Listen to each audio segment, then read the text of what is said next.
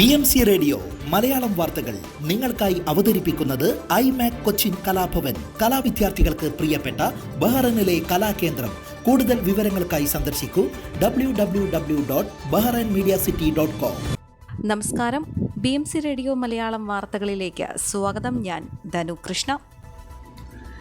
ബഹ്റൈനിലെ വിവിധയിടങ്ങളിൽ മഴയും ഇടിമിന്നലും തുടരുന്നതിനാൽ പൊതുജനങ്ങൾ ജാഗ്രത പാലിക്കണമെന്ന് അധികാരികൾ മുന്നറിയിപ്പ് നൽകി. രാജ്യത്ത് അസ്ഥിരമായ കാലാവസ്ഥ തുടരുമെന്നും ഗതാഗത ടെലികമ്മ്യൂണിക്കേഷൻസ് മന്ത്രാലയത്തിന്റെ കാലാവസ്ഥാ വകുപ്പ് പ്രവചിച്ചു. ഇടിമിന്നലോട് കൂടിയ മഴയും ചിലപ്പോൾ ശക്തമായ കാറ്റും ഉണ്ടാകാം. മഴയത്ത് വാഹനം ഓടിക്കുമ്പോൾ ഡ്രൈവർമാർ വേഗപരിധിയും വാഹനങ്ങൾക്കിടയിൽ സുരക്ഷിതമായ അകലവും പാലിക്കണമെന്നും ട്രാഫിക് വകുപ്പ് ആവശ്യപ്പെട്ടു. വീടുകളിലെ വൈദ്യുതി കണക്ഷനുകളുടെയും ഗ്രൗണ്ടിംഗ് സംവിധാനങ്ങളുടെയും സുരക്ഷ ഉറപ്പാക്കാനും വൈദ്യുതാഘാതം ഉണ്ടായേക്കുമെന്നതിനാൽ തെരുവ് വിളക്കുകളുടെ തൂണുകളിൽ തുടരുതെന്നും വൈദ്യുതി ജല അതോറിറ്റി മുന്നറിയിപ്പ് നൽകി.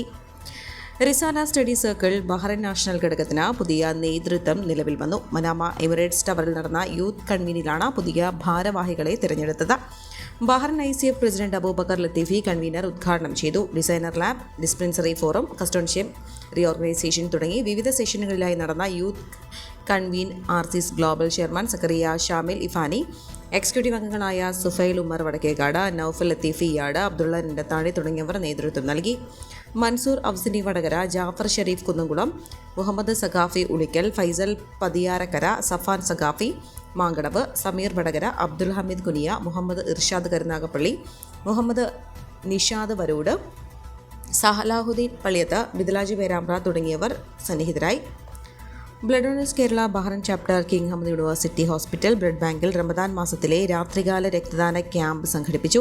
പ്ലേറ്റ്ലെറ്റ് ഉൾപ്പെടെയുള്ള ബ്ലഡ് ഡൊണേഷനുകളിൽ 67 പേര് പങ്കാളികളായി. BDK Bahrain chairman KT Saleem, general secretary Jibin Joy, treasurer Sabu Augustine, vice president Suresh Puthenvilayil, joint secretary Sijo Jose, assistant treasurer Reshma Gireesh, camp coordinator Sunil Manavalappil, executive members Rajesh Padmana, Ashwin Raveendran, Midhun Murali, Philip Varghese, Praveesh president Prasad Krishnan എന്നിവർ ബ്ലഡ് ഡൊണേഷൻ ക്യാമ്പിന് നേതൃത്വം നൽകി. കോഴിക്കോട് ജില്ലാ പ്രവാസി അസോസിയേഷൻ 2025-23 3 വർഷ കാലയളവിലേക്കുള്ള പുതിയ വനിതാ ഭാരവാഹികളെ തിരഞ്ഞെടുത്തു. മുബീന മനുഷ്യൻ president, Sandhya Rajesh chief coordinator, Sreenanda Ramdas secretary, Shezi Rajesh ട്രഷററുമായുള്ള 21 അംഗ എക്സിക്യൂട്ടീവ് കമ്മിറ്റിയാണ് നിലവിൽ വന്നത്. കേരള കാത്തലിക് ഹാളിൽ നടന്ന ചടങ്ങിൽ പ്രസിഡന്റ് ജ്യോതിഷ് പണിക്കർ അധ്യക്ഷത വഹിക്കുകയും ലേഡീസ് വിംഗ് മുൻ സെക്രട്ടറി അസ്ല റിസാൽ സ്വാഗതം പറയുകയും ചെയ്തു. Secretary Jojeesh Meppiyo, treasurer Rishad Valayakkath, ladies wing മുൻ president Rajalakshmi Suresh, Vaishnavi Sarath, director board മെമ്പർമാരായ ജോണി താമരശ്ശേരി, സലീം ചിങ്ങിപുരം, ശ്രീജിത്ത് കുറിഞ്ഞാലിയോട് എന്നിവരും പുതിയ ലേഡീസ് വിംഗിന് ആശംസകൾ അറിയിച്ച് സംസാരിച്ചു. പെരുന്നാൾ തലേന്ന് മൈലാഞ്ചി രാവ് എന്ന പേരിൽ സൗജന്യമായി എല്ലാവർക്കും മൈലാഞ്ചി വിട്ടുകൊടുക്കലുണ്ടാകുമെന്നും ലേഡീസ് വിംഗ് ഭാരവാഹികൾ അറിയിച്ചു. പ്രമുഖ വ്യവസായ സ്ഥാപനമായ കേവൽറാം ആൻഡ് സൺസ് ഗ്രൂപ്പിന്റെ ചെയർമാൻ ബാബു കേവൽറാമിന്റെ വിയോഗത്തിൽ ഇന്ത്യൻ സ്കൂൾ അനുശോചനം രേഖപ്പെടുത്തി. ഇന്ത്യൻ സ്കൂളിന്റെ പരിപാടികളിൽ സജീവമായി പങ്കെടുത്തിരുന്ന അദ്ദേഹം ബഹ്റൈനിലെ ഇന്ത്യൻ സമൂഹത്തിന് വിദ്യാഭ്യാസ മേഖലയിലും നൽകിയ ശ്രദ്ധേയമായ സംഭാവനകൾ എപ്പോഴും നന്ദിയോടെ സ്മരിക്കപ്പെടുമെന്നും 2025 ജനുവരി 23 നടന്ന ഇന്ത്യൻ സ്കൂൾ പ്ലാറ്റിനം ജൂബിലി ആഘോഷങ്ങളുടെ ഉദ്ഘാടന ചടങ്ങിൽ ബാബു കേവൽറാം സന്നിഹിതനായിരുന്നുവെന്നും സ്കൂളിന്റെ അക്കാദമിക മികവിനും സാംസ്കാരിക വൈവിധ്യത്തിനും അദ്ദേഹം നൽകിയ പിന്തുണയ്ക്ക് അടിവരയിടുന്നുവെന്നും അനുശോചന യോഗം അറിയിച്ചു. അദ്ദേഹത്തിന്റെ സാന്നിധ്യവും മാർഗനിർദ്ദേശവും വിലമതിക്കാനാവാത്തതാണെന്നും Indian school chairman advocate Binu Mannil Varghese, secretary V Rajapandian, ഭരണസമിതി അംഗങ്ങൾ, പ്രിൻസിപ്പൽ VR പളനിസ്വാമി എന്നിവർ പറഞ്ഞു. എല്ലാവർക്കും സൗജന്യങ്ങൾ നൽകുന്നത് പരിശോധിക്കണമെന്ന് കൊല്ലത്ത് നടക്കുന്ന CPM സംസ്ഥാന സമ്മേളനത്തിൽ മുഖ്യമന്ത്രി പിണറായി വിജയൻ. സമ്മേളനത്തിൽ അവതരിപ്പിച്ച നവകേരള രേഖയിലാണ് ഈ നിർദ്ദേശമുള്ളത്. സമൂഹത്തിലെ സമ്പന്ന വിഭാഗങ്ങൾക്ക് സൗജന്യങ്ങൾ നൽകുന്നത് തുടരണമോ എന്നും പുനർവിചിന്തനം നടത്തണം. ജനങ്ങളുടെ വരുമാനത്തിനനുസരിച്ച് പ്രത്യേകം വിഭാഗങ്ങളാക്കി ഫീസ് ഈടാക്കുന്നത് പരിശോധിക്കണമെന്നും ഇതിനായി ഫീസ് ഘടന രൂപപ്പെടുന്നത് ചർച്ച ചെയ്യണം. വർഷങ്ങളായി നികുതി വർധനവ് നടപ്പിലാക്കിയിട്ടില്ലാത്ത നിരവധി മേഖലകളുണ്ട്. ഈ മേഖലകളിൽ വിഭവ സമാഹരണത്തെക്കുറിച്ചും സർക്കാർ ചിന്തിക്കണമെന്നും നയരേഖയിൽ പറയുന്നു. പൊള്ളുന്ന ചൂടിനിടെ നേരിയ ആശ്വാസവുമായി കേരളത്തിൽ മഴയെത്തുന്നു. മാർച്ച് 11 3 ജില്ലകളിൽ കേന്ദ്ര കാലാവസ്ഥാ വകുപ്പ് യെല്ലോ അലർട്ട് പ്രഖ്യാപിച്ചു. ഒറ്റപ്പെട്ട ശക്തമായ മഴയ്ക്കുള്ള സാധ്യതയാണ് പ്രവചിക്കപ്പെട്ടിരിക്കുന്നത്. തിരുവനന്തപുരം, കൊല്ലം, പത്തനംതിട്ട ജില്ലകളിലാണ് മഞ്ഞ അലർട്ടുള്ളത്. ഇന്ന് തിരുവനന്തപുരം, കൊല്ലം, പത്തനംതിട്ട, ആലപ്പുഴ, കോട്ടയം, ഇടുക്കി, എറണാകുളം എന്നീ ജില്ലകളിൽ നേരിയ അല്ലെങ്കിൽ ഇടത്തരം മഴയ്ക്ക് സാധ്യതയുണ്ടെന്നാണ് കാലാവസ്ഥാ വകുപ്പിന്റെ മുന്നറിയിപ്പ്.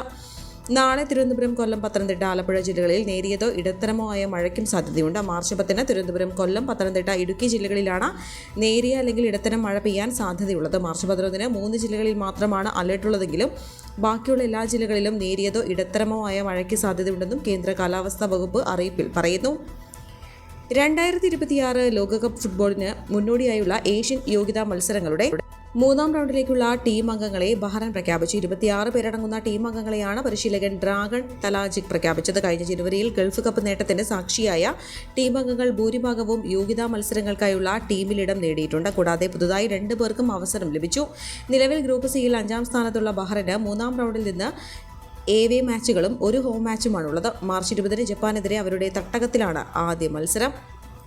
ആലപ്പുഴ ജില്ലക്കാരുടെ ബഹ്റൈനിലെ കൂട്ടായ്മയായ voice of Alleppey Indian cricket tournament സംഘടിപ്പിച്ചു. ജുഫൈറിലെ 2 ഗ്രൗണ്ടുകളിലായി സംഘടിപ്പിച്ച മത്സരത്തിൽ വോയിസ് ഓഫ് ആലപ്പിയുടെ 7 ഏരിയ കമ്മിറ്റികളിൽ നിന്നുമുള്ള കായിക താരങ്ങൾ പങ്കെടുത്തു. ലീഗ് അടിസ്ഥാനത്തിൽ സംഘടിപ്പിച്ച മത്സരത്തിൽ ബാക്ക് വാട്ടർ ബ്ലാസ്റ്റേഴ്സ് എന്ന പേരിൽ മത്സരിച്ച മുഹറക് ഏരിയ കമ്മിറ്റി ജേതാക്കളായി. ബറാക്കസ് ഫൈറ്റേഴ്സ് 2-ാം സ്ഥാനക്കാരെ, കൂടാതെ ഓഫ് ദ സീരീസ് മിഹുരഹ്ന, ബെസ്റ്റ് കീപ്പർ ഫീൽഡർ പ്രജീഷ് എന്നിവർ വ്യക്തിഗത നേട്ടങ്ങൾക്കും അർഹരായി. വോയിസ് ഓഫ് ആലപ്പി സ്പോർട്സ് വിങ്ങിന്റെ നേതൃത്വത്തിൽ സംഘടിപ്പിച്ച ഈ ഇന്റർ ക്രിക്കറ്റ് ടൂർണമെന്റിൽ kings 11, Riffa warriors, Venice strikers, മരാമ റോയൽസ്, ബാക്ക് വാട്ടർ ബ്ലാസ്റ്റേഴ്സ്, ബറാസസ് ഫെറ്റേഴ്സ് എന്നീ ടീമുകളാണ് മത്സരിച്ചത്. Sports wing convener Gireesh Babu നേതൃത്വം നൽകി.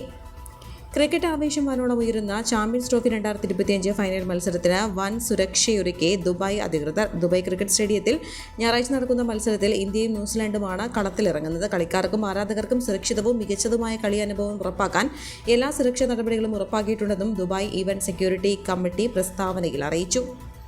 ICC ചാമ്പ്യൻസ് ട്രോഫിക്കായി ഇന്ത്യയും ന്യൂസിലൻഡും തമ്മിൽ ഞായറാഴ്ച അവസാന മത്സരത്തിനിറങ്ങുമ്പോൾ കാണികൾ കലാശപ്പോരിന്റെ ആവേശം ഗാലറികളിലിരുന്ന് ആസ്വദിക്കണമെന്നും അല്ലാത്തപക്ഷം നിയമ നടപടികൾക്ക് വിധേയമാകേണ്ടി വരുമെന്നും ഉള്ള മുന്നറിയിപ്പ് നൽകുകയാണ് ദുബായ് പോലീസ്. ചാമ്പ്യൻസ് ട്രോഫി ഫൈനലിനിടെ നിയമങ്ങൾ ലംഘിച്ചാൽ ആരാധകർക്ക് 5,000 മുതൽ 30,000 ദിർഹം വരെ പിഴ ചുമത്തുമെന്നും മുന്നറിയിപ്പ് നൽകിയിട്ടുണ്ട്. ഇന്ത്യയും ഓസ്ട്രേലിയയും തമ്മിലുള്ള സെമി ഫൈനൽ കഴിഞ്ഞ ഉടനെ ഒരു ആരാധകൻ മൈതാനത്തേക്ക് ഓടിക്കയറിയത് ചൂണ്ടിക്കാട്ടിയാണ് പോലീസ് ഇപ്പോൾ മുന്നറിയിപ്പ് നൽകിയിരിക്കുന്നത്. ഈ വാർത്തയോട് കൂടെ BMC റേഡിയോ മലയാളം വാർത്തകൾ സമാപിക്കുന്നു. നന്ദി, നമസ്കാരം.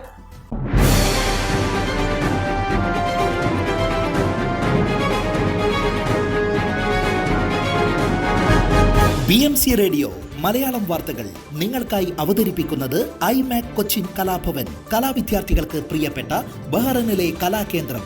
കൂടുതൽ വിവരങ്ങൾക്കായി സന്ദർശിക്കൂ www.bahrainmediacity.com.